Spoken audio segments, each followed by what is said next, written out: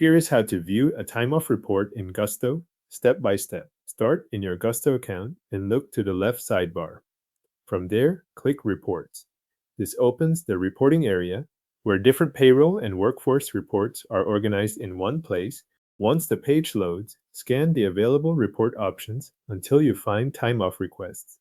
When you see it, click View Report to open that report setup page. On the report page, the first setting to review is the date range. Under Date Range, select the period you want to include in the report. The option you choose depends on the scope you want to review.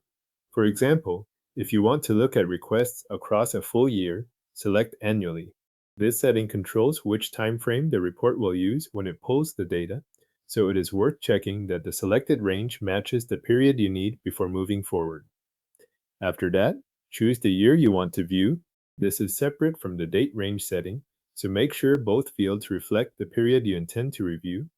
If the date range is set to annually, the year selection determines which annual set of time-off request records appears in the results. With those selections in place, click Generate Report. Gusto will process the request and load the report based on the date range and year you selected. Depending on the amount of data in the account, this may take a moment.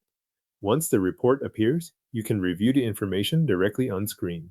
The generated time-off report displays a detailed list of requests. You will be able to see columns for employee, department, status, policy, created date, request dates, request details, and hours. Employee identifies who submitted the request. Department shows the team or group associated with that employee. Status indicates whether the request is pending, approved, denied, or in another state available in the account.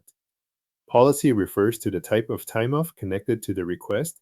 Created date shows when the request was entered, while request dates and request details show the actual dates requested and any related information included with the request. The hours column shows the amount of time requested. Take a moment to review the report on screen and confirm that the period and year you selected return the records you expected.